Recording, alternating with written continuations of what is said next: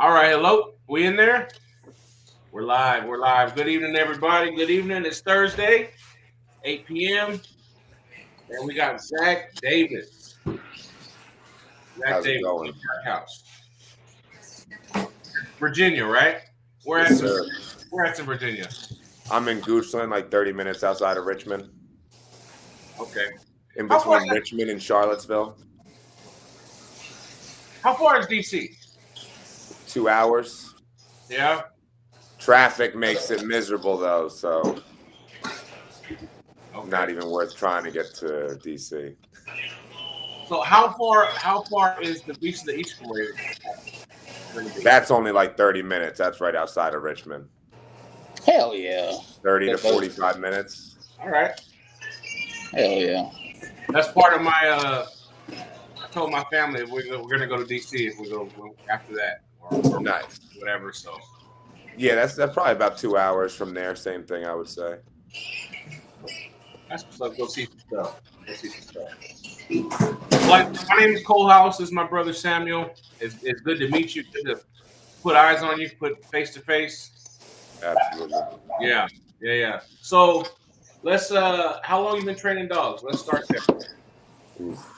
Well, I've been training dogs kind of as long as I can remember, but full time and on my own probably just the last 3 years. I think once I left the police department 4 or 5 years ago, I was focused on training, but it was kind of a period of working a job and doing training.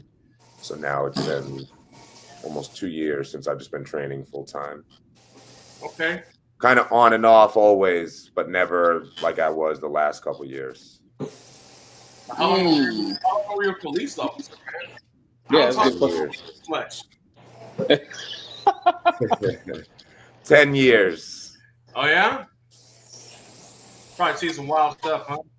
Yeah, in Richmond it was a little bit different. Now I get to play with the dogs in the woods though, so it's a way different vibe. Yeah. Got you. Okay, look. I grew up watching. We watch Cops, right? And they're chasing the crackhead, right? I was thinking that right now. Camera. That dude, he's running, looking that way. He don't fall. Like those dudes were like superheroes. You know what I mean? Yeah. Yeah. Yeah. Oh, that's funny. That's funny. And for 10 years, huh? Yeah, 10 years. And what made you just to train dogs? That was a large part of the reason I wanted to be a cop in the first place, was to eventually work with a canine. But then once I realized how political and avenues of getting in the right group to be able to make that happen, I realized that wasn't going to happen. And then I knew I wasn't going to stay there any longer. I knew I wanted to do something with dogs. I didn't know what it was going to be sustainable, or if it was going to be how fast it was going to take, if I was going to need a facility before I can start. But it kind of started. As the first step is always the hardest one. Yeah. And then so what path did you choose to take to get started in it? And take the right first step, or do you wish you did something different at the beginning? I don't think that there's necessarily a right first step or wrong first step. I think being around the dogs and just kind of figuring things out with my own dogs over the course of my life, really, and being around trainers when I was young and helping out in the kennel, and then they were working New York State police dogs right in the field beside me when I was working. But I think for me, I started really diving into different schools online, different subscriptions that I was able to find. I did a lot of training with other trainers for about a year, spent every Saturday and Sunday training with Tracy and Terrence out. They lived out here. We were spending hours with them every Saturday and Sunday. went to a couple different seminars and schools and took stuff online. I was kind of absorbing everything. I'd be sitting in my daughter's ballet classes outside on the computer, listening to dog training videos and taking notes, and people in there like, what the hell is this guy got barking dogs on the computer for? But just kind of getting information as many ways as possible. And then everybody's different. So people articulate things differently. So you might hear something from one trainer and then watch it online and take it completely different, or see another way how to use it. So I like just kind of being a student and learning constantly from whoever I can, really. That's awesome. So what's your advice to somebody that wants to start training their dog? Where's the place to I start? think you need to first know what you want, like, from your dog. You need to have a game plan of what you have to know what your expectations for the dog are going to be. That way you can always have that in mind and keep that in mind when you're starting to set the standards and set the expectations and the groundwork for what you want the dog to do. Kind of understanding. I mean, you don't really understand until you mess it up a couple times, I feel like. And I mean, I've learned firsthand. That's how I've learned. Like, every time I'm like, oh shit, if that was done differently, maybe I wouldn't have ran into this problem. Or hearing something and like, oh, I've been doing it wrong the whole time. No wonder why she's doing this. So it's kind of, and still learning things was a big part of what made me delay and wait and be like, oh, when do I feel like I'm going to be ready to train somebody's dog? And then realizing every single dog is just better and better and better, because you start to pick up new things or incorporate something you learned from one guy that you might not have tried with another dog, but now it's worth trying with this dog because it just makes sense in that context now. So How long did it take you to get to that point where you went from, man, am I ready to train other people's dogs? And you said, you know what, every dog's different. Let's just do it. Like, how long was the incubation phase? You know what I mean? that was probably the longest phase. That was probably a couple years at least of knowing that I was going to train dogs, but thinking that I had to have every single thing to a T before even doing obedience training or helping a dog that somebody has just walking and stuff like that. I knew it was going to be kind of a learning curve, but I worked through a lot of stuff with my own dogs, with a couple other people's dogs. I had a couple situations where people were like, hey, I don't know what to do with this shepherd. Gunner's going to bite my face off. He already bit the neighbor, da-da-da. And then just taking the dog and working through things with him for a few months and figuring it out that way, and then being like, oh, shit. So I think every dog I work and get to a certain point is kind of like a little bit more reinforcing, or figuring out, oh, that made this dog drop down to his elbows to a down way faster than when I was luring him. Maybe I should wait to put a verbal on it a little bit longer next time, and just kind of playing with it. I feel like there's always a little balance in that. I like that. One interesting thing that has nothing to do with this, but just kind of that outlook is, I was the kid who had a story or whatever for everything. And if I didn't know nothing, I was going to talk my way through it, whatever. But when I grew up, I got a job at a plasma center, and everything's super duper procedural there. They're audited by the FDA, all this, everything here, overseeing everybody. And they always said, don't try to talk your way out of it with the auditor. They ask you a question, they know the answer already. Don't make nothing up. Just tell them, I don't know. Let me go find out, and I'll come back to you. And I'm like, why did that never click to me before? But that's what it did. So I became a lot less afraid of not knowing. Yeah. You know what I mean? Like, well, let's learn together. You know what I mean? And it's so much. The biggest thing is transparency. Yeah. Like, this is what I feel like I have to do before we get to this point, or whatever the case is, and not making false promises. If I look at the dog and I'm like, oh, this is what we can do, or this is what I think is going on with him, and I might need to do this before I can really get the dog to settle down or have any sort of sense of impulse control, or hey, I need you to get this, and that done before we're trying to use the clicker and obedience. It's just kind of being real with what I know, what I don't know, and making it work. I'm figuring out different way, whatever. I'm figuring out there's a lot of psychology involved in it. Yeah, a lot. Like just like kind of starting to try to understand how they learn. For sure. I mean, dogs learn right when they're born with pressure. You have the other puppies checking each other, the mom checking the puppies, and that's what they learn best from. They need a little bit of pressure. People need pressure too. Like pressure's privilege for everybody. But as long as you can develop a good marker system, or you need to be able to know that the dog understands when they're doing something right and when the dog understands if they're doing something wrong. And without charging a marker, whether it's a clicker, whether it's a verbal marker, whatever the case is, there's no way for you to let the dog know in that moment that's what you wanted them to do. So if you want to have the dog's engagement and be able to be more important than everything else going on in the new environment, you need to just build up the dog looking at you first, or having some sort of verbal cue that's going to get the dog's attention, being able to mark that, hey, the dog.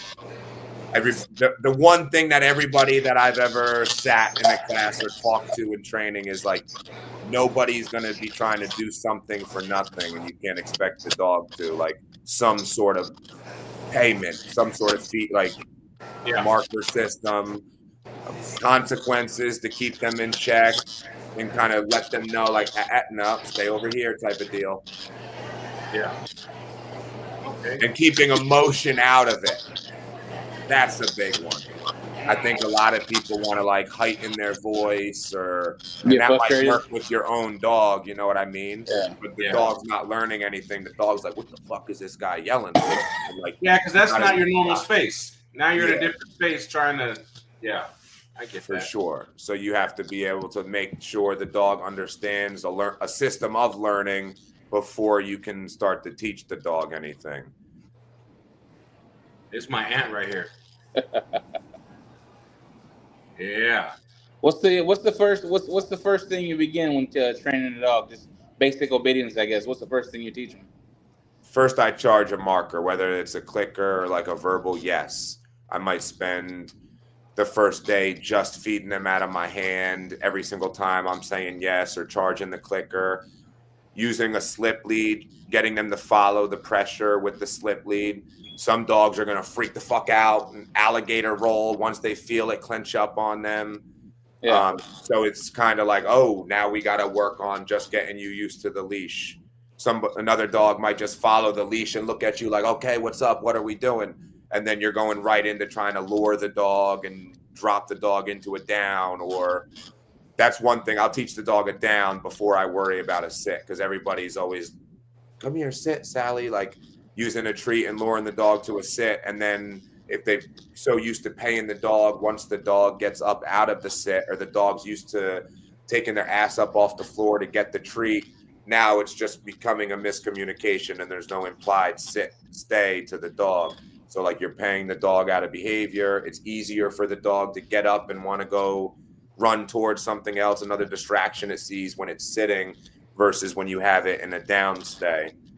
So the first thing is start to charge the marker, start to teach the dog some sort of pressure, and either the place command and a heel position and a down stay. Those three things, and then I start to just build on that. So charging the marker is like that's the dog trainer term for it. Huh? I like that. Yeah, that's building some value in your making the yes that you say to the dog mean something, or charging the clicker to where there's a lot of value in it so that it actually means something. The reason behind the clicker, it's not like just to play around with it. The clicker, you have to spend some time building value in that. why we call it charging the clicker is because, I mean, there's science-based training. So you're flushing dopamine in the dog's brain and making that click the most exciting thing in the world. So like if every single feeding for the dog is associated with that double click in the clicker, and then you start to double click because the dog just got on a new surface and then he's coming to you like, what's up? It's payday. And then you give the dog its food, it's immediately going to go back to whatever it was doing, trying to find out what they've got it paid. And then you can start to play a hot and cold game. So that's what that was, I think, what made me look at everything with training a little bit different. Like dogs are manipulators, like they're creatures of opportunity. They're going to be manipulators. They're picking up on every cue that we have. So they're picking up on body cues, on verbal cues, on picking up your keys off the rack, whatever it is. And if you can manipulate the dog and manipulate their environment and start to stage things to where they think that they're generating that marker, they're the ones that, oh, I just got on this without him even saying anything, and he's just clicking and paying me. What the dog's looking at it like making you the Pez dispenser. I just got to get on this thing. This motherfucker's going to pay me. And he starts going back. And then when the dog is offering what you already want, that's when I'll start to be like, okay, place. Like I already know the dog's running over to the place bed because we've just done reps of it and made it the most exciting thing to the dog. So the dog's running to the place bed with his tail wagging. Now I'm going to tell him what that means. Like a kid almost, huh? Yeah, exactly like a kid. Yeah. Or like a person. Yeah, for sure. Yeah. So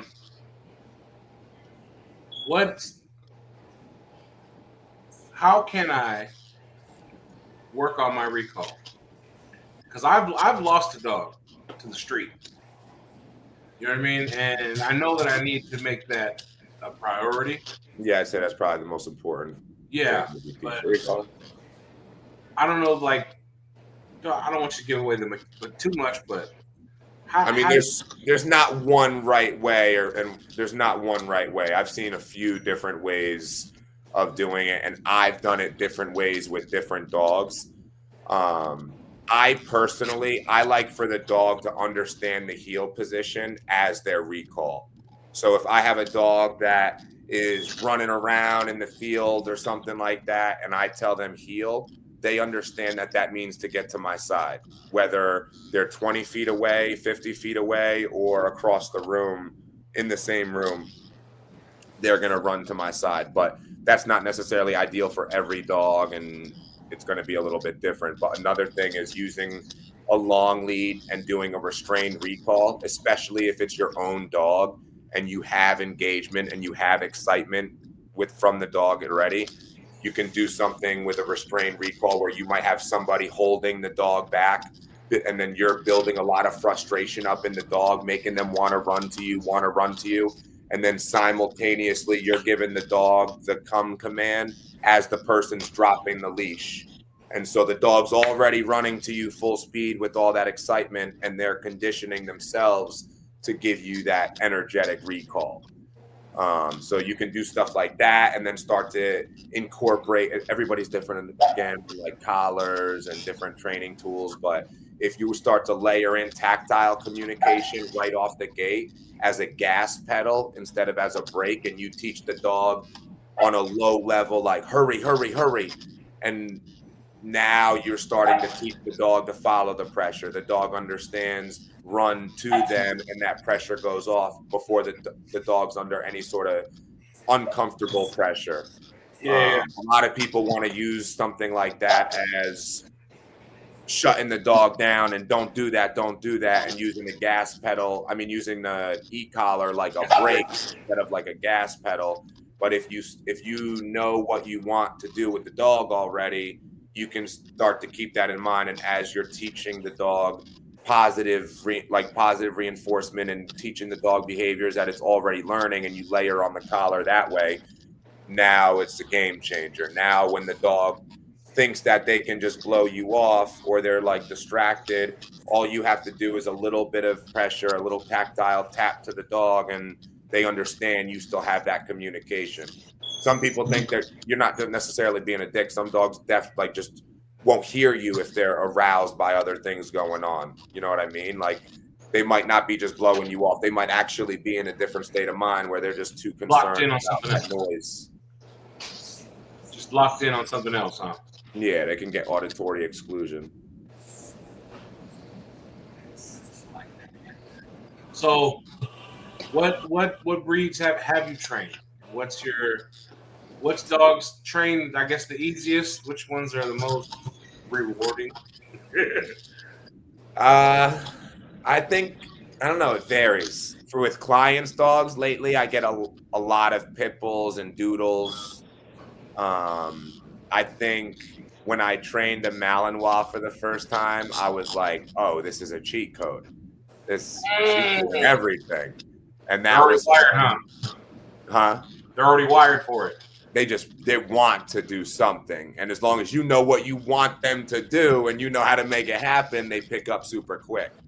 But at this other spectrum of that, I could understand them driving everybody wild too. Because if you don't know what you want to do, they're gonna make you just keep up with them. Yeah. And how much doing does it take to get them satisfied? Like, can you train them Malinois in 30 minutes, 40 minutes? Do they go all day? I think they need more than that in a day for sure.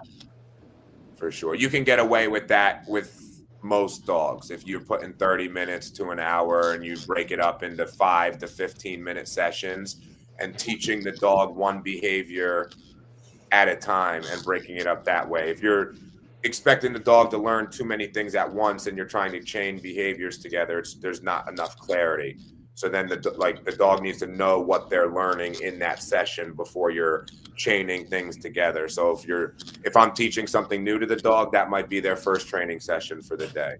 Then their second training session might just be focused on their walking or something that we're already doing with some more distractions, and then maybe chain things together a few days down the road when they're already offering those things. But I think every dog is a little bit different. It's hard to say. Yeah. What I do with this dog versus that dog, it's kind of charging the marker and making sure that they understand what I want and what we don't want. So how do you balance the thing of like we gotta work till we get it or whatever, or you can't go too long at once probably, but then I'm sure you want to end on a good one. For sure, and that's a balancing act too. Like there's time. What you mean with your actual training session with the dog? Yeah, like okay. So you want to end on it.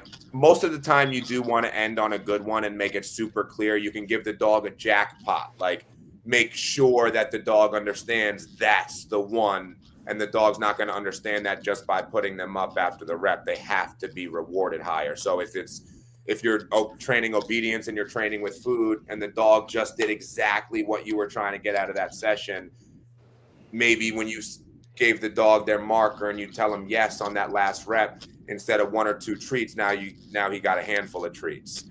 But then at the other side of that, like sometimes you might not want to be just ending the session with a jackpot and on a good note every time, because some dogs will pick up on that and then they'll avoid that and be like, what did I do last time that just got me put up?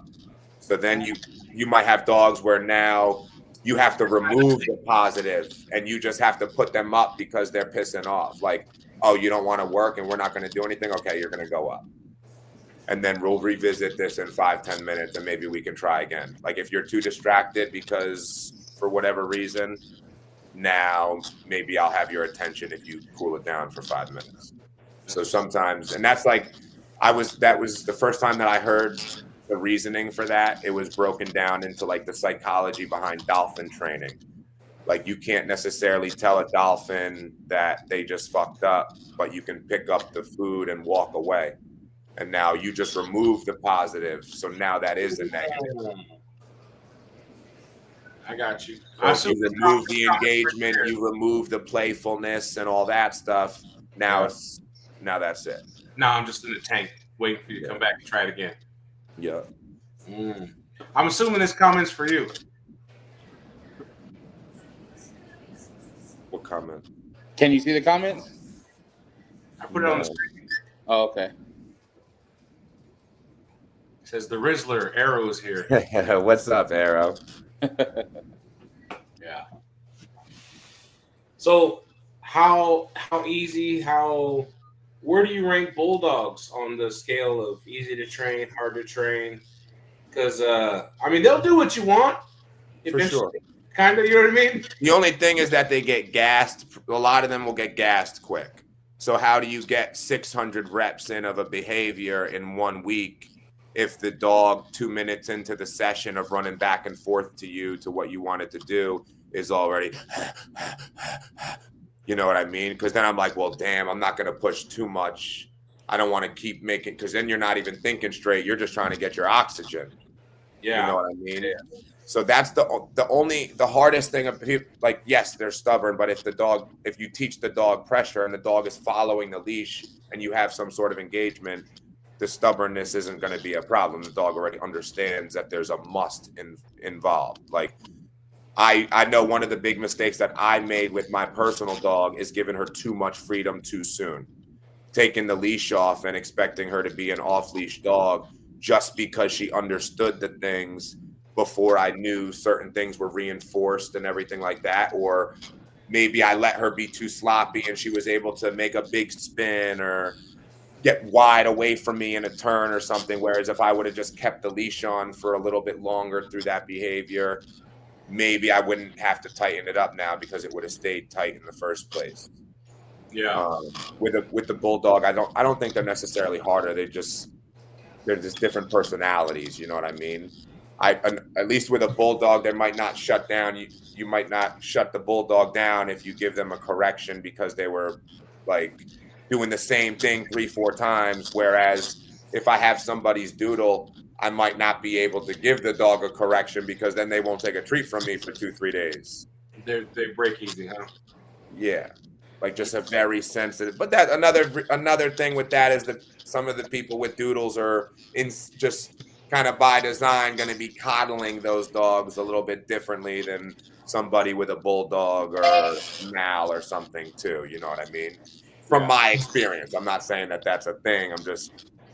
I feel like the people with doodles are more holding the puppy in a thunderstorm instead of saying figure it out. You know what I mean? That's I fair. don't that many doodle people, but the one I do know, he said is my boss said he's at the store with him and his wife, pet store, and some guy there that is a trainer. And he's like, man, the dog won't behave. He said 5 minutes out in the parking lot, the dog sitting down, staying, everything. He's like, and I wanted to go forward and move forward with it and do training. He says, but as soon as he mentioned the e-collar, my wife's like, no, we're not doing it. And she got in the car. And I was like, wow, really? Yeah, they're super smart dogs. I've had doodles come to me to the gym, go school shopping. All sorts of stuff. Some of them are really fun, but they are definitely sensitive dogs in my experience. Well, they're a mix of super smart dogs. Yeah, for sure. Yeah. And a lot of people have a negative association with the e-collar just because they don't understand it. You know what I mean? I have people too that I've done board and trains with and used a collar on their dog when we spoke about using an e-collar, they were very hesitant. And just like you said, they might have even looked at me like, yeah, no, let's go find somebody else. But then maybe 2-3 months later, okay, I can't deal with this and I need to figure it out. Yeah, and by now if you got over it. Yeah, but some people think that the e-collar is a negative thing. Like if I take the e-collar out, whether it's my dog or my board and train, they're both looking excited like, oh my goodness, what are we about to do? Because they're associating the e-collar with like it's time to do something. So it's not like you see the people that take the e-collar out and they just want to fix a behavior. And so they throw an e-collar on their dog and then day one they're like, oh, I got something for you. Do it again. And they're like waiting for it. And then they go fly the dog on a high stem right out the gate. Can't relate to that. I've never done that. I don't know what you're talking about. But in that type of situation, the dog knows you just put the collar on them. And so 100% of what they're associating that discomfort from is the collar. You know what I mean? But if you have the collar on the dog for a little bit and not use it, the dog's not paying it any mind. So then when you start to incorporate the collar in something that the dog already knows, they're getting excited about it because it's tactile communication. You don't have to use it on a high stim.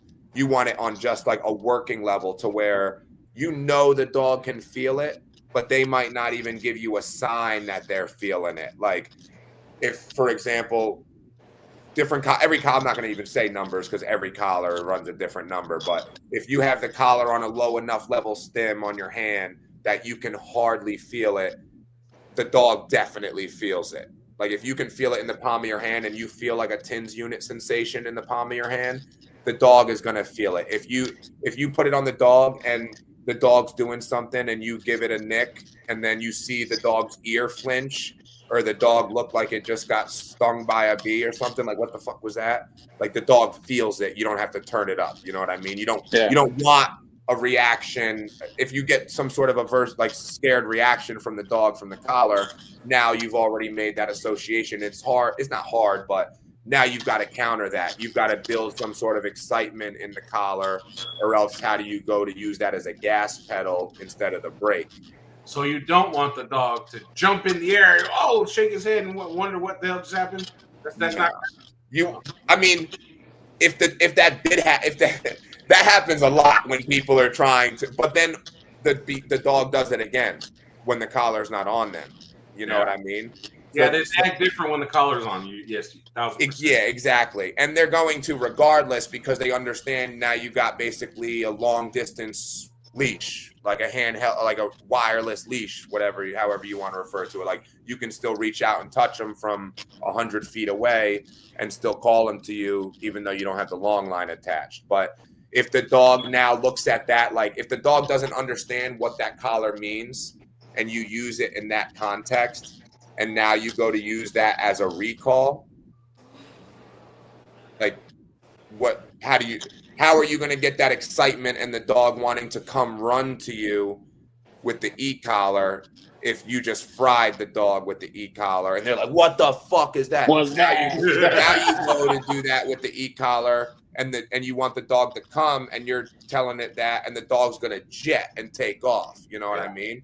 And now you thought you were about to go set up a recall session for the dog, and now you're calling somebody because the dog's taking off down the street or whatever the case is because they're running away from that pressure.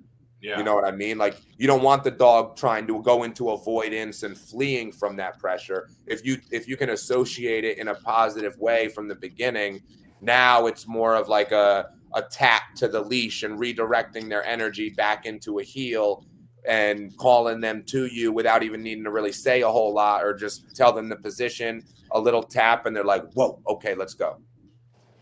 But you have to go backwards if you get the dog to where they're cowarding from the collar.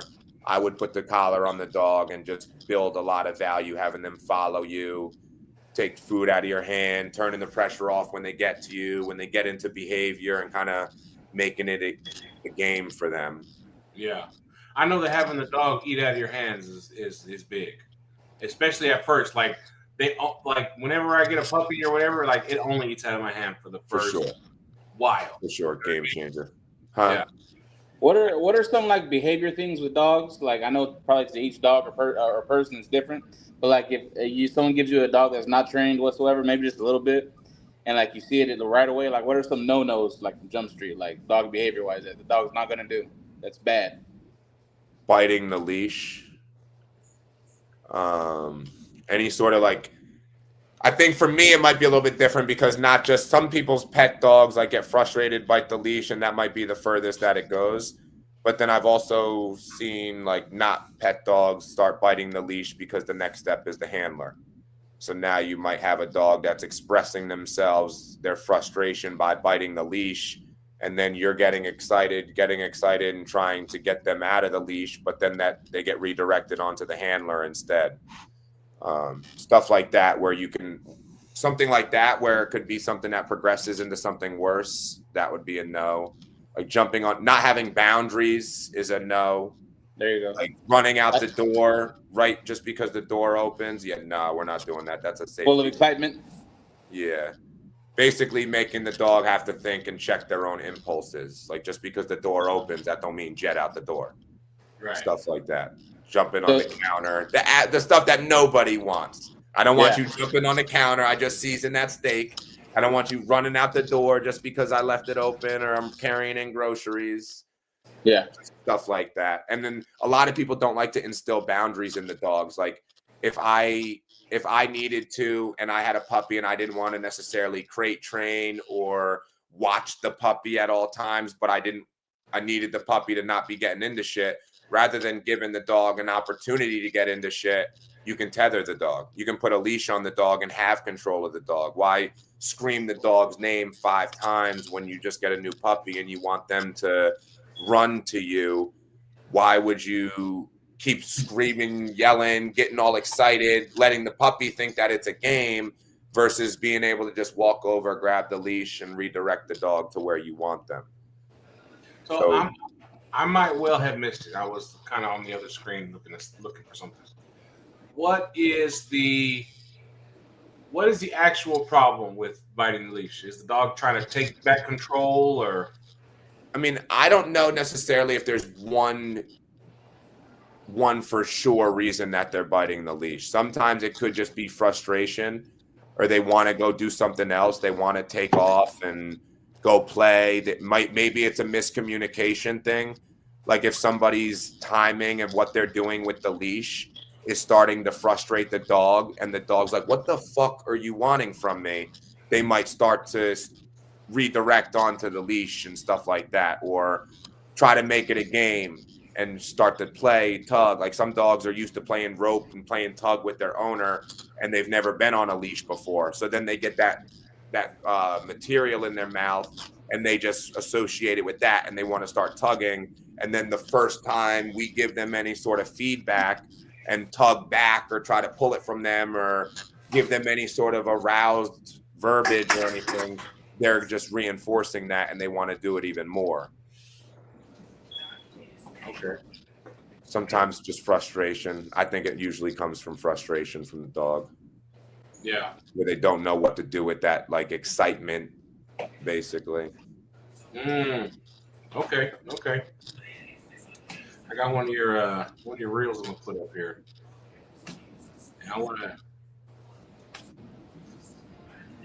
Yeah. So the excitement in the dog, right? When you said opening doors, any kind of passageway, they just want to bolt out of it. You make them just sit and stay before you open the door, or like, how do you go about that one? I'm the downstay guy. I would prefer either way works. Either way works as long as the dog understands that there's a boundary. Yeah.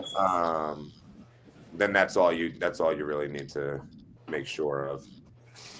I want to play this, and I'm just kind of curious for myself, really, how long it takes to get dogs to kind of like this point. You know what I mean? Place, I never do that. My destination is running the map. I run in your trap like running your work for somebody get hurt, nigga. Run or get fuck running in place. Every I never dog's do different. that. I think with her, I was doing so much other things at once that it probably took a year.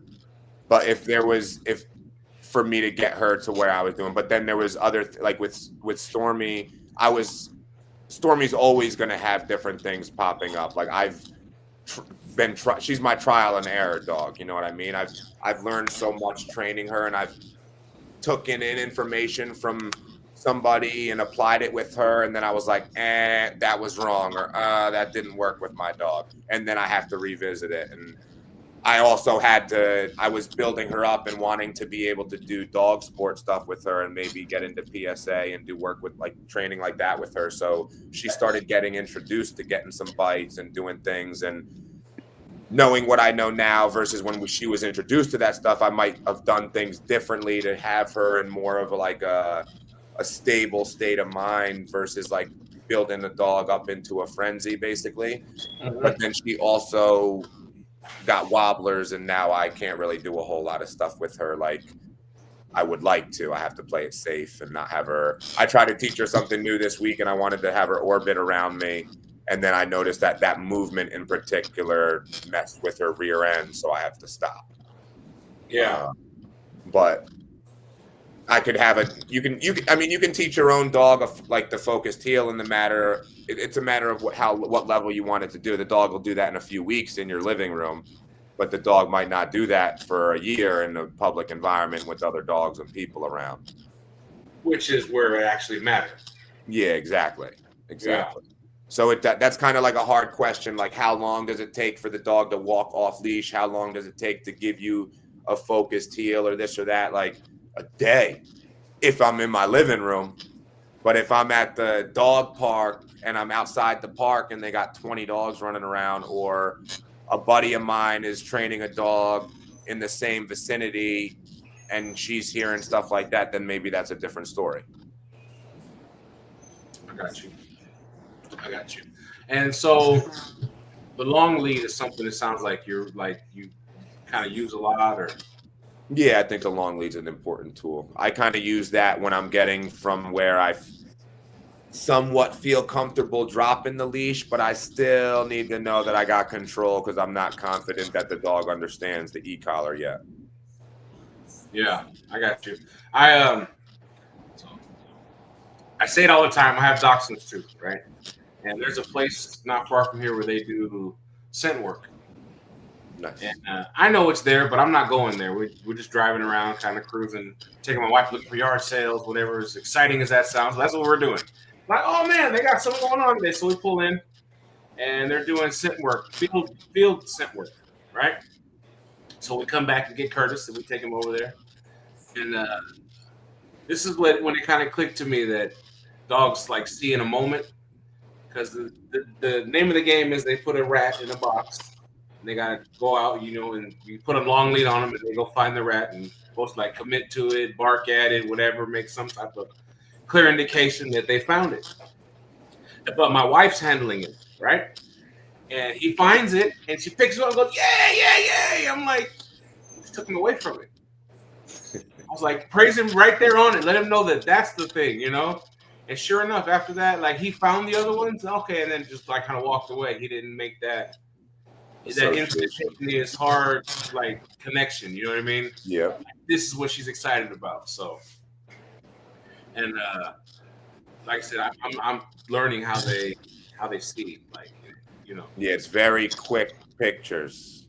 Yeah. You want to capitalize on those moments as much as possible. Yeah. And that's another thing, like with rewarding and with holding the dog accountable, like since it is such a quick picture, dogs only learn in less than 1.5 second pictures. So if you miss that moment to correct or reward the dog, now it's just confusing. So people coming in 5 minutes later and the dog just shredded the fucking couch. And now you're like, what did you do? Da, da, da, da, da. And they're just looking at you like, whoa, daddy's happy to see me. Like they don't understand.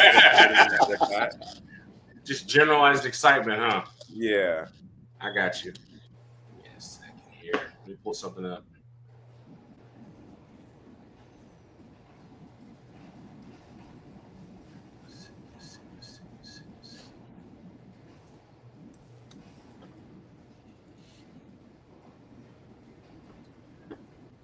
I'm going to put something up here. I just got to locate it.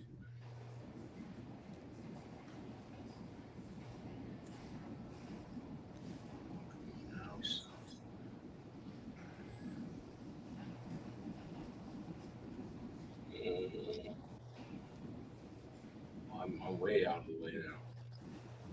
What are you looking for, man?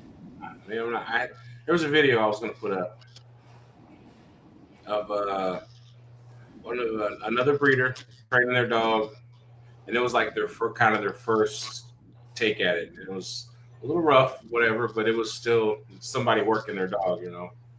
I wanted to put it up, see what Zach thought about it, but looks like I'm only getting their final product here video, but we'll put that up. Why not? Yeah.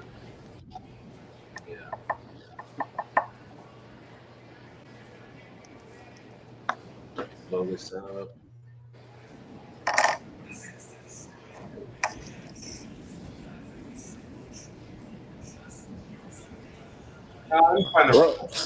What are you looking for, man? Come back to it. I got bit by a spider right now. I'm going to come back to it. Man, Okay, so thank you. if I just want my dog to generally have manners, Your right? dog won't. Stop that. I've been fighting for years to get, you know what I mean? And I think I'm doing the things out of order. Like maybe not in a sequence where one thing builds into the next. You know what I mean? But like I said, I'm not really trying to do bite work or like that. I'm just trying to generally have my dog behave. You know what I Have mean? good manners.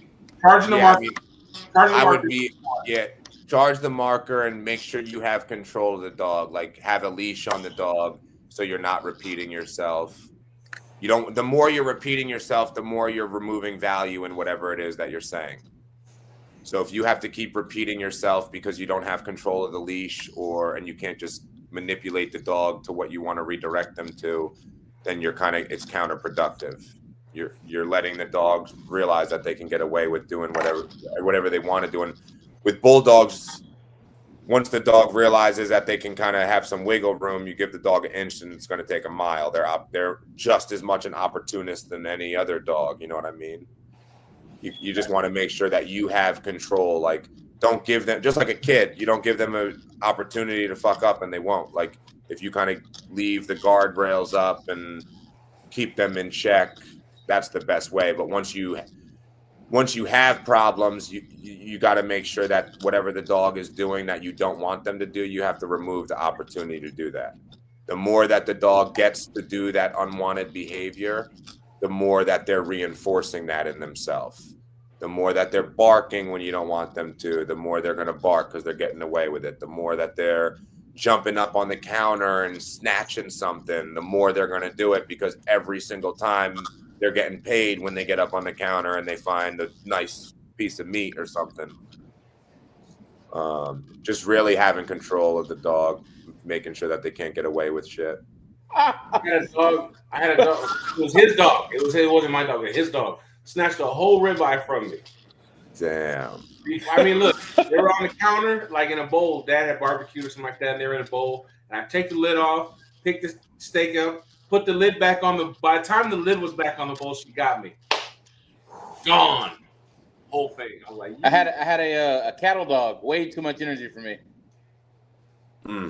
Yeah, that is a lot of energy. They might as well just have a Mal. She literally this happened. This is the thing that happened. Me and him were hanging out doing something, and she went to the living room, pissed right in the middle of the floor, then walked over to the screen door and jumped up and popped it open and went outside. It's like that was a middle finger. I know it was. Yeah. They can be spiteful. They can throw up a little fuck you every now and then. For sure. That's what that was. I felt it. It felt some type of way. Like, did she really just? Yeah. She did. Yeah. I feel like I always anytime it's something spiteful, it's a female dog too. Yeah. When they're like testing you. A lot of the times. Yeah. Yeah.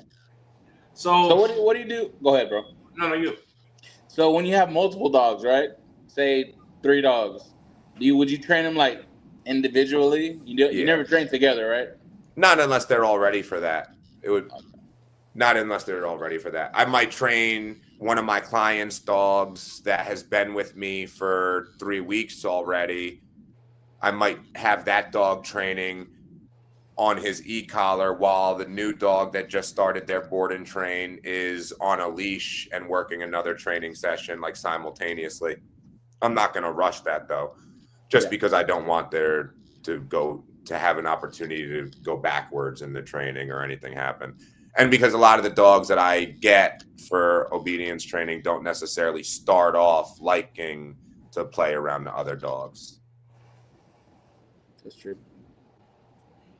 One-on-one. But for the training session to be as clear as possible, especially teaching new behaviors, I don't want distractions, or I would like as much of a sterile environment as possible when I'm teaching a dog a new behavior. That way it's in a clear state of mind. The dog understands whatever learning system we're already working with, whether we're using a slip lead and whatever marker we're using, and if the dog knows an environment and your training session is the same calculated place and time, whatever the case is, when you're teaching a new behavior, the dog's going to be more willing to learn in that moment. They already know what time it is.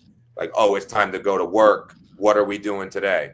And then if you're just in there working on the down stay and you have the dog down and you're stepping on the leash while you fuck with something over there and trying to test the boundaries a little bit and then marking it in between, like as long as you can raise the level of distractions and the duration when the dog's ready, then you're good. You just don't want to do things there's a balance, because you don't want to do things too slow and then you're just wasting time and like kind of babying the dog and not making them figure it out. But then you also don't want to rush it, because then if things aren't reinforced, the dog's going to fuck up too much, and you kind of want to set the dog up to win as much as possible so you have a confident dog.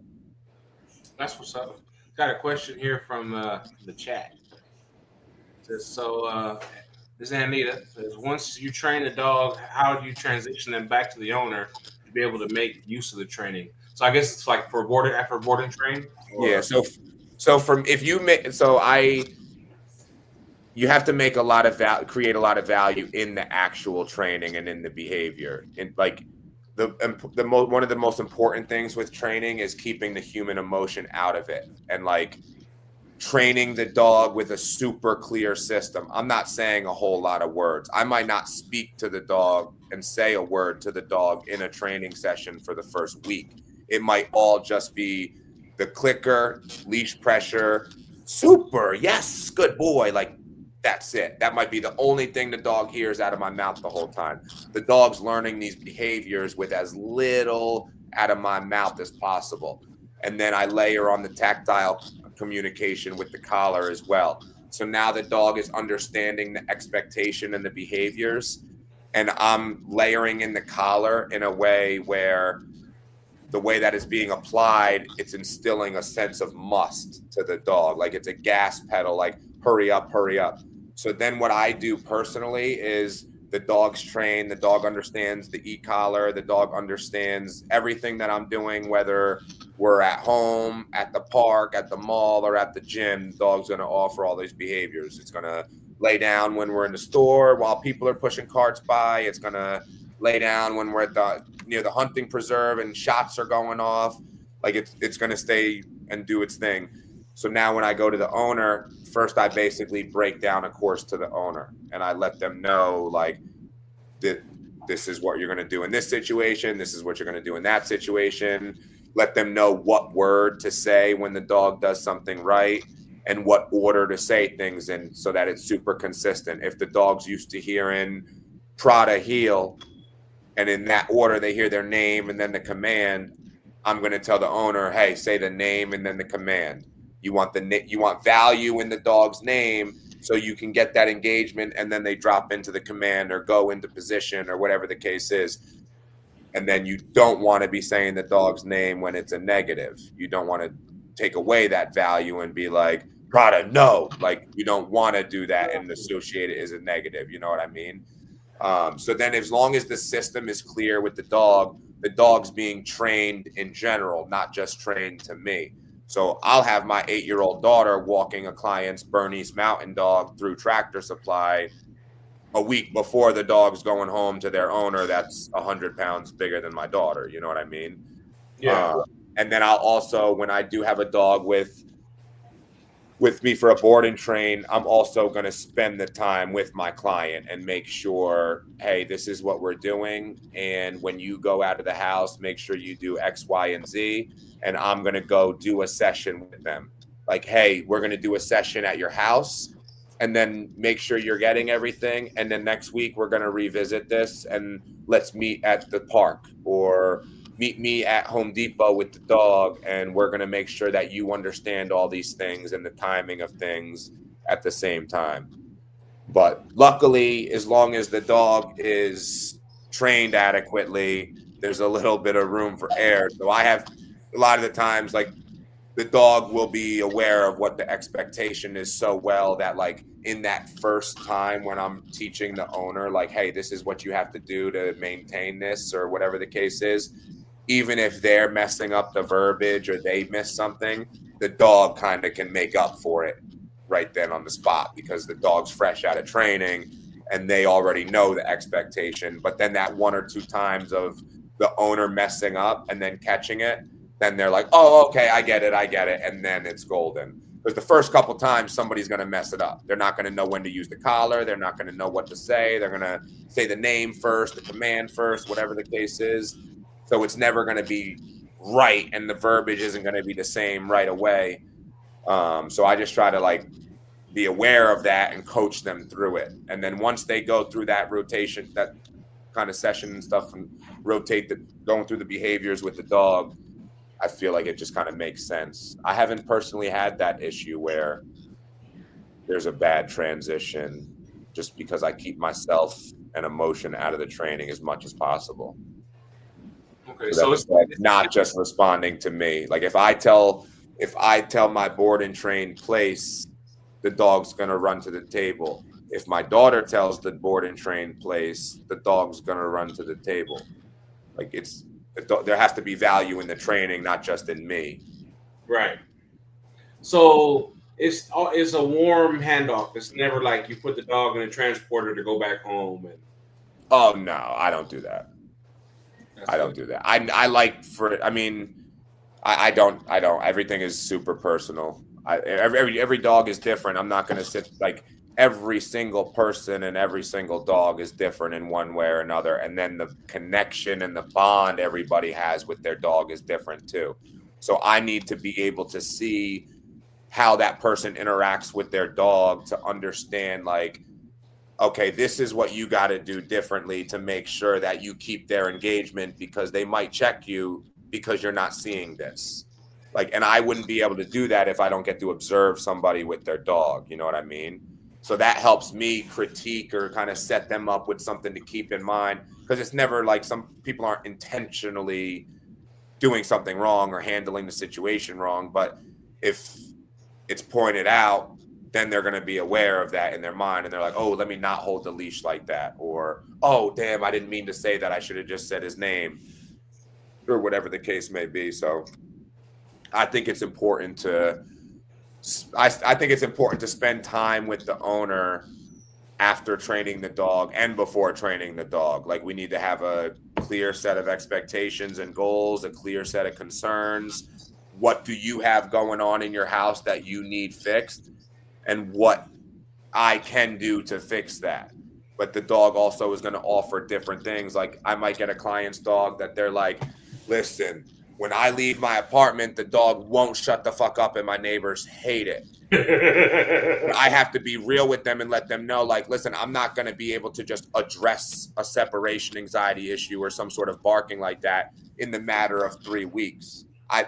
There's stages of the dog's learning and training that the dog needs to get through and understanding pressure to a certain extent before you can sit up there and use any sort of thing that's aversive or change a behavior that's so conditioned. You're not going to change a behavior that the dog's been doing for a year in the matter of 3 weeks.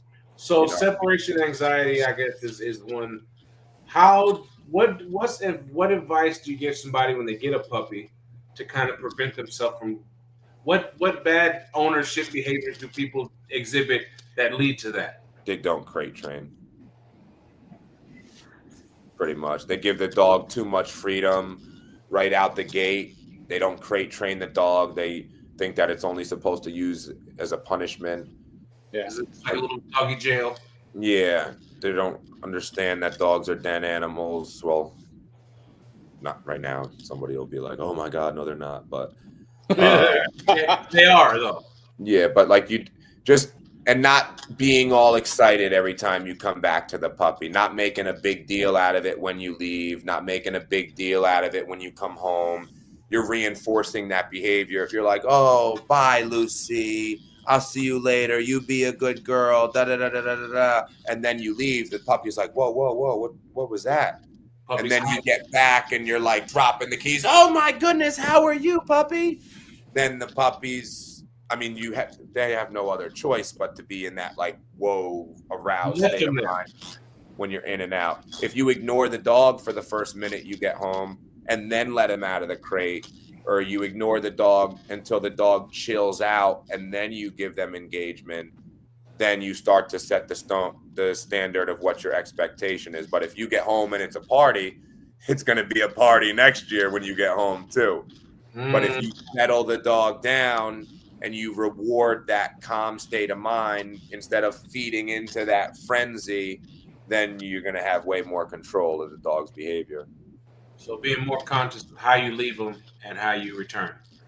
Yeah, for sure. Awesome. So crate training. Yeah, I'd say that's the easiest. What other value is there to crate training? And you know what I mean? Let's talk just a little bit Traveling, being able to separate a dog if need be. If a dog got hurt or injured, you take a dog to the vet and the dog is freaking out about going in a crate. What's the vet supposed to do? You don't want the vet to have to sedate your dog to get the dog into a crate. I'll make the crate a game, just like teaching the dog to run to place. I'll teach the dog to run into the crate and wait until they're released, to the point where I'll set up a place table, like a training table, to teach the dog place, and set up an empty Roughlin in the same room, and then be able to tell the dog place, release the dog to my side, crate, release the dog to my side, and be able to differentiate and do things like that. Because even that's a different picture for the dog. The dog might understand place and might understand crate, but then if I have both in the same room and I'm trying to teach the dog the place command and I tell it crate, the dog's already in a state of mind that we're training place, and it might jump on top of the crate and use the crate as a place. Hang on. Golly. What are you breaking over there, man? Some kind of flying thing landed on my desk. Got to have my attention. You know what I mean? Yeah. So what I do when we have puppies is I'll put the crate, I'll wire it to their puppy playpen. So like from the time they're puppies, they know that they can go in this thing and not get stepped on, whatever, and like go sleep. Well, I don't really close it. So yeah, it comes like a safe space. Yeah, and I think if people see it as that, kind of how the dog sees it, because it's a trip of things people have a issue with dogs. Crates and e-collars, and it's like two life-saving things. Yeah, one's jail and the other one's the electric chair. People don't. Yeah, it's wild. Yeah. But like I said, crate training is big. And like I said, I don't really close it most of the time, but they go in there and they're cool with it. Whatever I'll even cover the crate. Yeah, you don't have to necessarily use it if you don't want to. I just think that it's important for a dog to be willing to get in the crate and wait it out. Yeah, most times my dog just go to the crate. Ever arised and you had to put the dog in a crate for something, or you had to travel, or you had to be somewhere, whatever the case was, why not let the dog know that it's okay if you needed to use it versus waiting until it's too late and now you have a frenzy and the dog is doing everything to avoid getting in that crate. Yeah. It's one thing if you have a little Yorkie, but if you got a 90-pound bulldog that's using its paws and everything to be like, no, fuck that crate. I might not have an issue getting the dog in the crate, but there might be a lot of people that might have an issue getting that 80-pound bulldog into the crate. You know what I mean? Not everybody's strong as you, Zach. Yeah, I like to think so. Yeah. But and then two, I use the crate when it's really, really hot or really, really cold. I just instead of running up the bill, heating the kennel, I don't have that many dogs. I'll just bring them in, put them in a crate at night, whatever. You take them back out in the morning. You know what I mean? But they got to be in a crate because for sure. Everybody just running loose in the house. I'm not doing that. For sure. Yeah. So let's see. And then what other training gear is there? The I call it the prong collar. What do you call it? Pinch collar? Yeah, pinch collar, prong collar. How young is too young to use that? I mean, I've seen people use them on puppies. Again, every dog is different. You might have a puppy that's ready to use that and be shown what it is at 9 months old or 6 months old even, and then you might have a dog that there's no need for it ever. or you might have a dog that's not ready to even be shown that until they're closer to a year. It's a little bit different for each dog. The slip lead, I feel like, is a safer bet than a pinch collar personally, because it's a little more clear to the dog. It's their oxygen. It can't be taken as an agitator. If you got the wrong timing or the wrong scenario when you have a dog on a pinch collar or an electronic collar, and the stim is maybe off a second or two from when it should be, the dog could be associating that type of sensation as an agitator, or maybe that discomfort from that equipment is now being associated with whatever that trigger is that the dog felt. It's agitation more than it's like it could be an agitator. So I don't know. I never really rushed to I know that it's a great tool and a lot of people love using it and it can really help. I've never necessarily rushed to it, just because every dog is different, and I don't necessarily want to have some sort of negative reaction and then have to prioritize for the next couple days just working through that. You know what I mean? Yeah. I'll be like, this dog needs it because they don't give a damn about the slip lead and they're going to choke themselves. So I might go to something like that. Or if somebody has a serious issue and I'm going to their house and we might not be doing a board and train, it's private sessions, and they need to have control of their dog like now because it's a safety issue in their neighborhood. I'm walking this dog. Then I'm going to teach the dog how to walk on a pinch collar that day. And we're going to get it done so that the owner has control of the dog. You know what I mean? Yeah. So I don't think that there's necessarily. I've seen people with puppies that are 4 months old with a pinch collar on their neck just because they want to start showing them that it's okay. And I don't mean using it as like popping the dog on the pinch collar. I mean using it like the dog's got the pinch collar on, and every time that there's a little bit of a sensation, they're also paying the dog, like walking the dog towards them with the leash and simultaneously giving them food while they're following the pressure. So you start to show them like, hey, as long as you follow it, everything's going to be all right. So that they're set up and ready for the moment that it's time to correct them without the dog going in and doing the alligator roll and freaking out to avoid whatever you've got going on. Because I've seen that happen too. People put the pinch collar on the dog and the dog starts to jump up, freak out, bite the leash, roll on the ground, and then they freak out and they make the situation 10 times worse. I never knew I guess I knew they were a training tool, but I always thought it was for dogs to not pull on a leash. That's what I thought they were for always.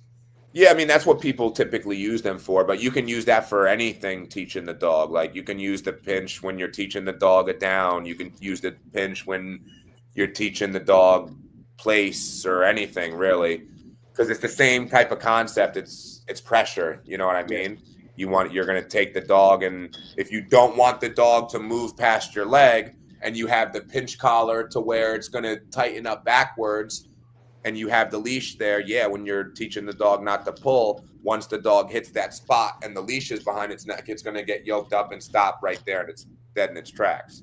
Whereas that same dog on a flat collar might just pull right through it. So that is like it's an easy fix for somebody just wanting to. But then you get dogs that get desensitized to it. And bulldogs, I see people walking their bulldogs all the time with a pinch collar, and the dog's still fucking dragging them with the pinch collar. It's amazing the amount of pain on the leash if there's a pinch collar. Yeah. The amount of pain these dogs can process and deal and just push through is crazy. Yeah, it's different. They're not feeling it as pain. Like I said, I had one that got in the road, got hit. And like she walked back to the house. And she was like, I've, processed animals, whatever. I've had to kill animals before. That foamy blood out of the mouth that, the lungs are hit. Yeah. She was given that, but she wasn't trying to just lay down nowhere and die either. Like, this dog's crazy. Like, the amount of, like, it's got to hurt. That's got to be a lay down hurt. And she for sure. Hurt, that was like, it was crazy. So some dogs will literally hurt themselves. Like they don't know how to go to pressure or follow the pressure. And that's a different ball game. Like you still have to find a way to figure it out. Like now you have to manipulate the dog in another way. Yeah. The dog's not going to cave the pressure. So what are you going to do? You got to make the dog think that they created this behavior. You got to make the dog feel like that's the only valuable thing for them to do. Or else that's a hard thing to combat. Like with a stubborn dog that's always looking for an opportunity to do the opposite of what you want, it's tough. You have to be able to build value in something you want more so than whatever they're doing that you don't want. And you want to keep yourself out of it. Like I wish somebody told me that when I wish I was told to keep myself out of the training as much as possible and just train the dog. Like even though that sounds weird, if it sounds counter because but I get what you're saying. Like you have to build your value. If, for example, if the training has to have the value more than me, you know what I mean? Especially with a client's dog. Like I'll give you an example. Like my dog, because everything was micromanaged. If I'm not in the equation, she's not gonna listen. Like she's not gonna listen, and she's not gonna listen to another person. She's not gonna listen to anything if I'm not in the equation. And if I'm watching her on a camera and I step out the house, if I have two dogs on a place table and they're either in the building, in the house, in the yard, whatever the case is, if I have a client's dog that's with me and my dog with me and I get out from the area and I'm just watching them on a camera, my dog will be the dog that gets off. Because my dog understands it as, oh, daddy can't see me, I'm gone. And she'll take off. Whereas the client's dog, because I waited a little bit before I started accepting clients, understands that I don't have to be there for that collar to hold him accountable if I'm out of the room. Does that make sense? Yeah. You know, like my dog's too far, too gone. She's already wild, jumping around the room, down the field because I'm not there. Whereas a dog that wasn't trained where I'm right there every step of the way, that dog's going to be able to hold the behavior better when you're not in the equation. Or if I put the dog in a down and I walk out of the aisle or out of the room in Home Depot, that dog's going to wait there until you get back. That dog's going to see you go out the sliding door, come back in the sliding door and not move. If you don't do that, or like before, I had to work through that with my dog, obviously, and like take steps backwards to be able to counter that. But if not, then you get into the next aisle and the dog's just going to get up and run to you because you've also conditioned them just coming to you when you don't know where they are too. Yeah. That sliding door at the store, that's the first thing always. Oh yeah. Where they freak out. Oh, they just right there. Yeah. You got to get in the store. Yeah, for sure.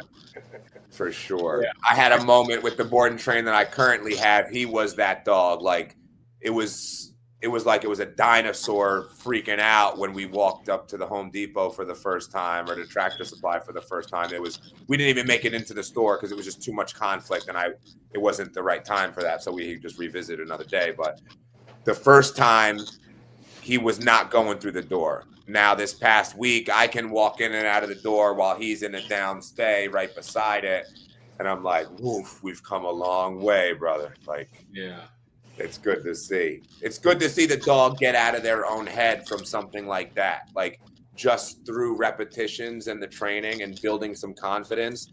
Now that dog that freaks out because the door just opened, 2 weeks later is laying down on the ground while other people are pushing carts in and out of that door just because of the confidence that comes along with the training. Yeah. Like the dog's able to do this obedience in all these different environments. There's another type of confidence that comes with the dog for that. The dog's getting on different obstacles in my yard, at the park, in the Home Depot, whatever the case is. There's a different type of confidence that they're building and all that. So being combined with the obedience and exposing it to something like that several times, eventually it's going to get better. So you've said, and I agree that every dog's different, every owner's different. individual dogs, different breeds, different, right? So things can't really be as much as they are cut and paste. They're not cut and paste. They are on a broad sense. They are. The psychology is the psychology. It's just how you manipulate this dog in this situation is going to be different versus with this dog, just because of the state of mind they're in or their confidence level, really. Yeah. So that being said, that being established, what are the nuances? What are the differences between a board and train situation and like a group training every Saturday? 6 people have their dogs in the park and you're teaching them, you know what I mean, or however you do it. What are the differences like? You're going to get different things out of it, really. Like the board and train, the dog is going through structured program and they're going to be on my routine or the trainer's routine that they're with for whatever amount of weeks that they're doing, whether it's a 3-week program, a 6-week program.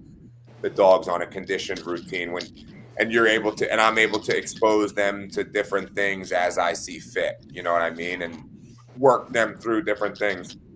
A group session, people are obviously handling their own dog in that type of environment, and there's other dogs around. So some dogs do great and need that because they need the one-on-one engagement with their owner in that environment. There's other dogs around, but the dogs are also under control. It's not like a dog park.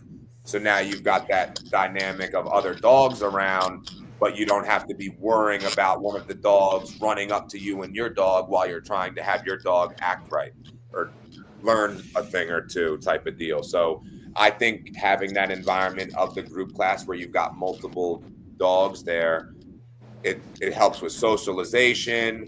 It helps with just the engagement from the dog to the handler, like realizing my owner's got me on a leash. These dogs aren't even fucking with me or giving any attention to me. I gotta pay attention to mommy or daddy or whatever the case may be. I think it's going to help with engagement, help the dog start to be less reactive to the other dogs as well. As long as it's done right. I wouldn't recommend taking a reactive dog to a group class right out the gate without teaching them something first, because then it's like you're just setting them up to fail. They're going to be reacting to everybody there. You know what I mean? And what age should somebody look to start taking a dog to classes or a training situation? I think you should start training right away. Train something right away. Even if you're just teaching the dog the marker system and its name, you know what I mean? Even if you're just building a lot of value in the dog's name and making the dog understand every time you say their name, you've got something for them. Or every time you say his name, you're going to have a treat by your left side waiting for them to get there. And that's where they're going to automatically come every time you call their name. So you start to imprint things on a puppy that you know you're going to want to use down the road. If I'm calling a puppy and they're running to me full speed, I'm going to already have a treat or some food in my hand and start to manipulate them spinning to my side. So that I'm not saying anything down the road to the dog to do that. The dog just understands to flip into position no matter where I call them from, because that's all they know. You know what I mean? So when you have a puppy, I think you want to start right away. The longer you wait, the longer you're letting them make their own decisions. And you don't want to. You're not going to let your 5-year-old kid make their own decisions or drive. You're going to give them some time. You know what I mean? You wouldn't think, man. We got crazy people out there now. Yeah, no. That's very true. It's a different time. Yeah. Zach, what do you do like in a dog fight scenario? Like if 2 dogs are going at it you break it up obviously, but like, how do you correct that? Can you correct that? I mean, you know what I mean? Correct it in the moment. I just break it up, like choke one off the other, like the aggressor. Yeah. I saw a video the other day. Somebody stuck their finger in the dog's ass, breaking up a dog fight, and I was like, "Damn, that would not have been my resort." But I mean, that's why you have to have control of the dog. You have to have a leash on the dog. I always have an extra slip lead on me too, like yes, I might keep my pistol on me, and I keep a dog leash on me too. So that's always like in my treat pouch, I'll have a folded up slip lead. Hey, I just gotta say, whenever dog gets the finger stuck in there, puts the other dog at the advantage for a moment. You know what I mean? It worked in that video. It did work. I was like, whoa. But I would grab like something to choke the dog off. Like if the dog has a collar, whatever the case is. In that moment though, the dog's not going to be learning anything. You just have to break them up. Because it's too far, too gone at that point. And I think some people want dogs to be friends with every dog, even when it's not a dog that looks like it wants to be friends with other dogs. Like so many dog fights could be avoided by just people not being stupid. Yeah. And not like expecting to be able to let a dog that looks pissed off at the other dogs in there with the other dog that's making all the noise. You know what I mean? Yeah. But just trying to, I just try to avoid it as a dog trainer because I know like once that dog fight breaks out, you have a hard time getting that dog not fixated on other dogs, whether they were the one that delivered the ass kicking or got their ass kicked. Once that fight breaks out, they're ready for the second one. It'll spread too. Then you get other dogs over here. Now they're chirping over there, and they get riled up for sure. I say because I got 2 males that they don't like each other whatsoever. I have to constantly be like walking, tiptoeing around, making sure I have, don't let them cross paths. You know what I mean? But you can walk. I mean, a lot of people have 2 males and can't have them around each other at all. So if you have enough control of them to where you can redirect them or be like, hey, and they're going to leave each other alone, then that's more than a lot of people can ask for. You know what I mean? Yeah. If just given the earlier that the dog understands their boundaries, the better. Like if you can redirect the dog, like, and you have a dog and you want to introduce them to another one, and anytime you start to see the other one getting bothered or maybe they're taking it too far, as long as you can redirect the dog and keep them engaged with you before each other, then you're good. But people like get another dog and they want the dog to teach the dog, basically. Like, why do you want your dog? You don't get your dog a friend. You don't get your dog another friend. Like you got another dog. Now you control both dogs. Like that doesn't make sense to me. Right. But if you have the dog under control, if you have control of the dog, then you can control the introduction of the next dog. You don't just let it be untamed. Yeah. Because then they got to work out the hierarchy. Like, for sure, and you might not like how that goes. No, I think that was my mistake because at first when cause they were puppies, he's a year old now, but I would get them in the yard, you know what I mean? They would all be together fine, and I would kind of just walk away for a minute, and then one day it wasn't cool. Yeah, I mean that happens. Like once they get to a certain age and their balls drop, they start to realize like, hey, I'm better than this dude. Like, and somebody's gonna get checked. Yeah. I feel like it's a matter of time. It's a matter of age. I have a buddy that was like in denial for a long time, and with his dogs, and for a long time I was like, it's gonna be any day now. He's getting older, and it's like once that switch goes off, now you've got 2 male dogs that don't want to coexist. And it's cool until it's not. One day it's just not cool, and then it's never cool again. Yeah. You know what I mean? After that. Yeah. And it could have just been a weird signal from the dog. Like the dog could have just looked at the other one wrong that day, and now they both hate each other on site. That's all it takes. Yeah. Yeah. Yeah. We went to a dog show. First time we went, and we took a dog, and he was cool. Like at first it was a new environment. Had to kind of keep him a little closer, a little tighter on the leash, keep moving, and just kind of keep him moving. You know what I mean? But he wound down. He was okay. Went to the crate, whatever, cool, no worries. These other dogs can walk by. They're not going to get me, type of deal. You know what I mean? Well, a dog comes in, and Boogie sees this dog piss on another dog's crate. Like he just walks up to a crate with some Frenchie in it, cocks his leg, and pisses on it. And I think Bob sees him doing that, or just didn't like his vibe for whatever reason.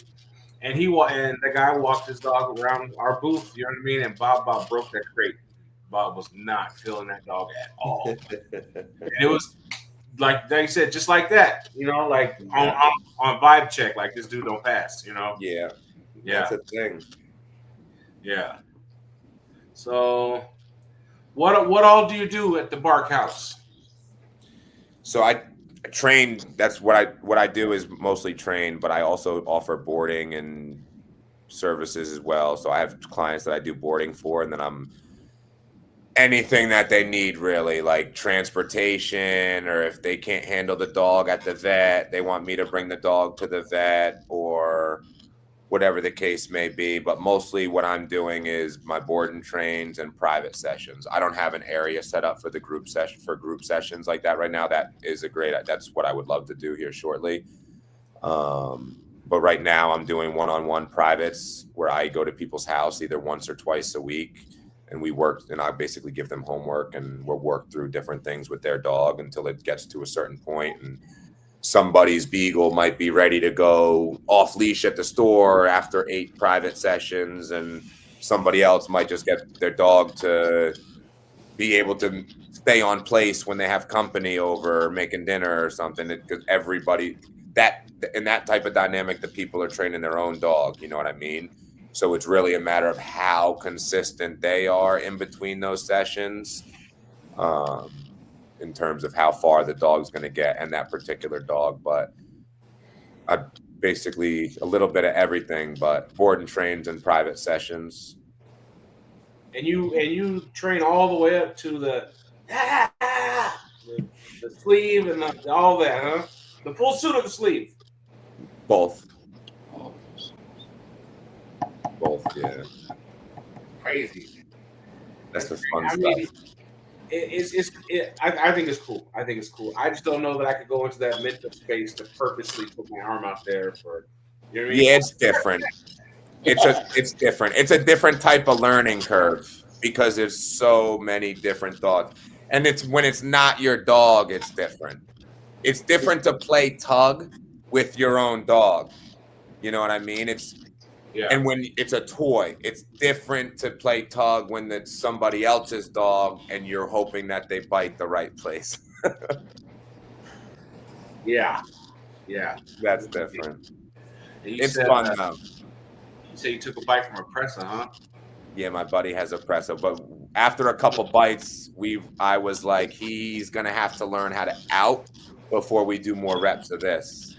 So, that's what he's doing now. Yeah. Because that's a lot of pressure.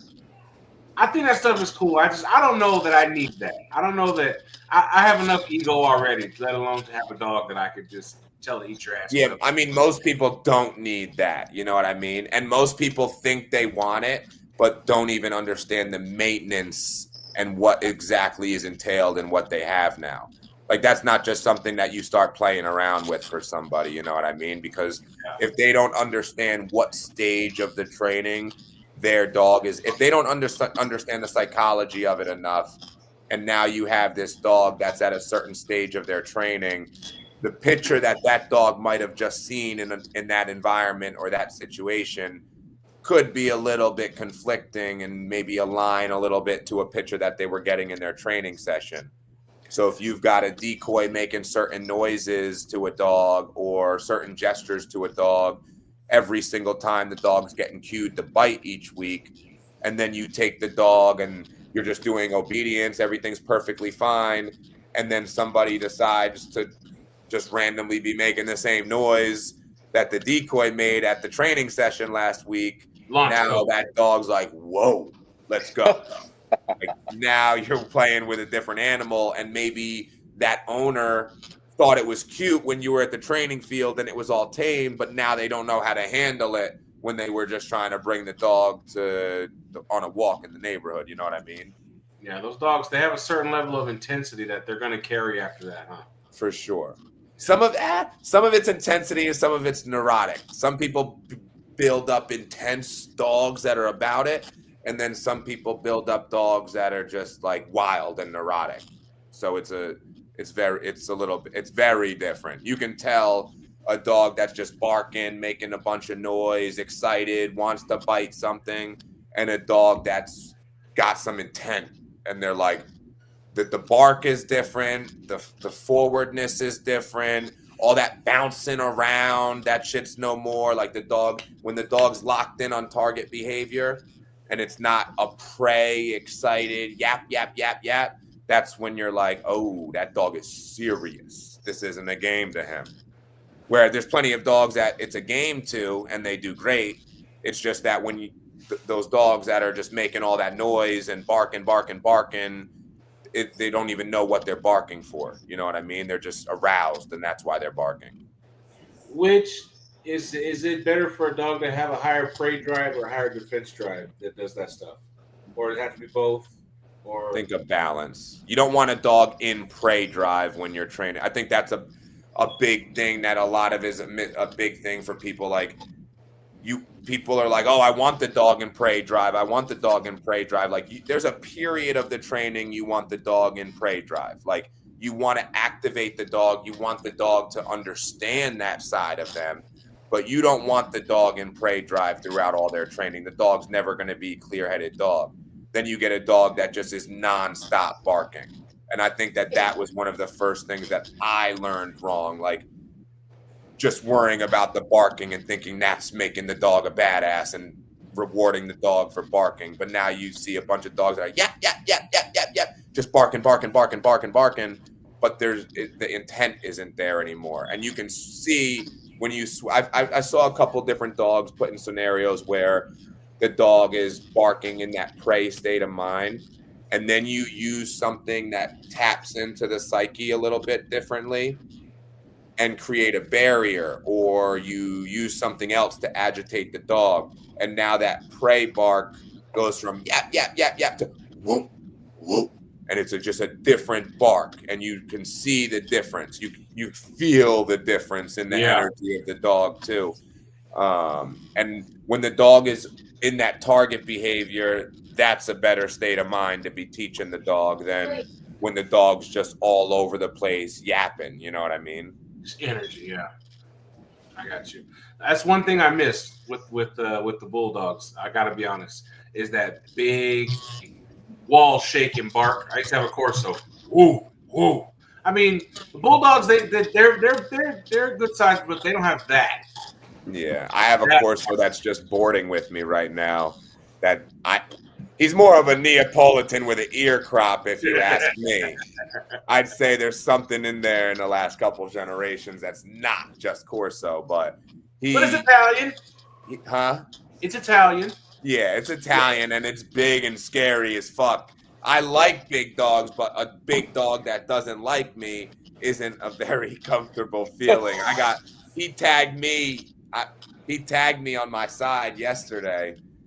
Not good because he's big and sloppy, and I was able to duck and dive it a little bit. But got slippery on him, huh? I wasn't sleeping because I knew it was coming. But those are big dogs for sure.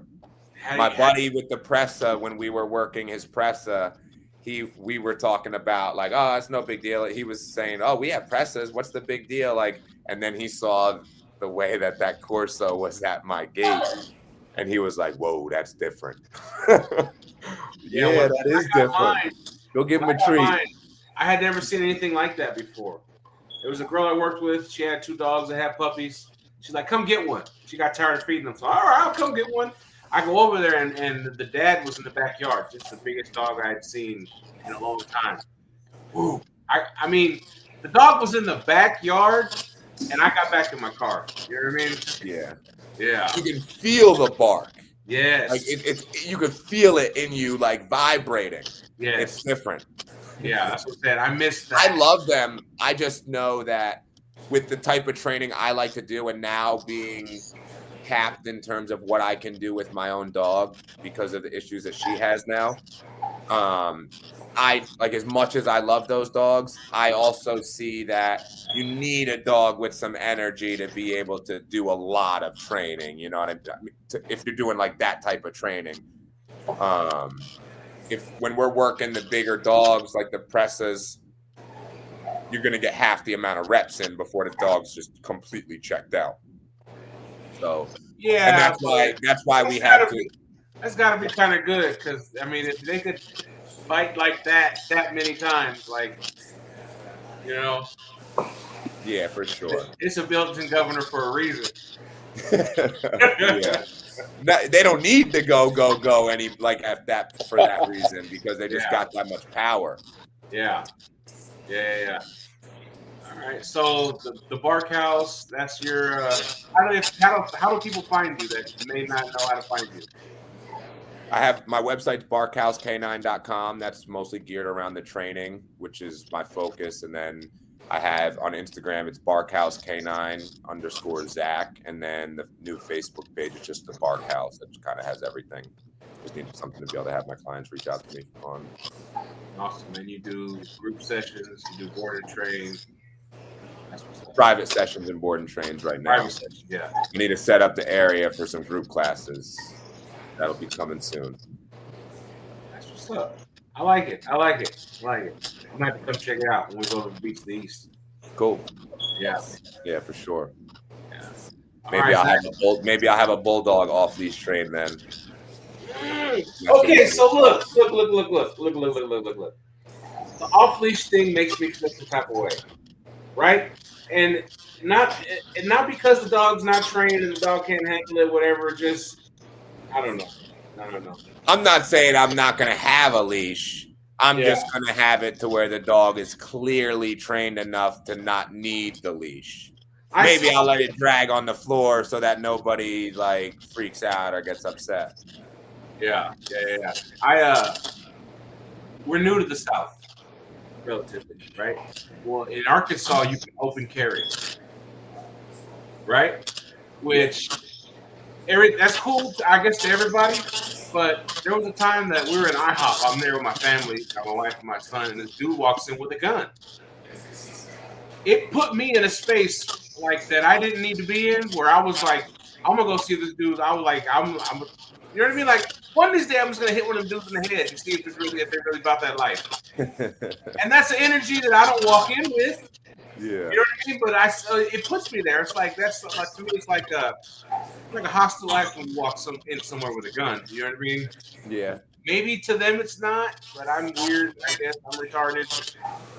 I see you got a gun. I know I don't. It puts me in a place that I wasn't previously. Everyone's different. I don't go in. I would not have a gun, but I'm not going to advertise it either. You know what I mean? I got you. I don't necessarily have a problem with it. I'm just, like I said, you know what I mean? It's just different. You're confrontational. I'd rather have it. And I am confrontational. Okay, that's the thing. I am confrontational. I'm super confrontational, right? And that puts me in a confrontational state because it's like, okay, you made the first act. You walked in here with that. You know what I mean? And it wasn't aimed at you, man. I'm pretty sure the dude doesn't know who you are. Right. 1,000%. I'm just saying. I don't think they realize. Do you get? Does that mean? Is that what you were comparing to the off-leash dog? Like you're like, why are you doing that? Kinda, yeah. Yeah, I get that. I understand that. I don't necessarily just because the dog can be off-leash. I'm not gonna not have a leash on the dog, and I'm not gonna necessarily put up a situation where I'm going to jeopardize the safety of my dog or somebody else's dog that might be out there. You know what I mean? Like if I have the dog, when I say I'm going to get the dog off leash, off leash trained the bulldog for the show, I'm going to have her walking in a heel without me needing any pressure on the leash, or I'll be able to have her sit or down and walk away, even though there's going to be other dogs or people, like that type of training. I wouldn't. I mean, I probably would have an off leash too, but somebody. Cool. Like I said, don't let me. Somebody would probably be uncomfortable with it, but maybe not with a bulldog. I'm used to it. I get people that call animal control because the dog is off leash, and I have a client's pit bull at the park. But then the same person doesn't call when I have a lab off leash at the park. Hey, I've got animal control. I've got the cop calling me on the dog with a leash. Yeah. This is me walking my Corso in one of these fancy neighborhoods where my aunt lives. The country club type neighborhood. We went to the store, walked on the leash. By the time we got back, 30 minutes later, cops at the door. Yeah. They thought you were getting ready to rob somebody with that dog. I don't know, but when they saw him, they're like, oh wow, yeah, that's cool. Like it turned out fine. That's just people's. Yeah. You know what I mean? For sure. Yeah. Yeah, Anita says she learned a lot, learned so much tonight, intrigued with the conversation. Thank you. Awesome. Yeah. Absolutely. That's the whole goal right there. That's the whole goal. All right, Zach, I appreciate you doing this, bro. We're gonna have to. Thanks for having me, guys. We're gonna have to revisit it down the road a little bit, and I'll be better prepared. We'll have some training videos. I'll have some videos and do some stuff when I do that bulldog too, so I have something to show next time. Awesome. Like I said, it's good getting to know you. As we talk throughout the week and stuff, bro, I appreciate it. I've learned a lot. I got a lot to put into action, move on with, and cool. We're gonna do it again. For sure. All right, bro. Take it easy. You too. Have a good one. You the man, Zach. Take it easy. Have a good one.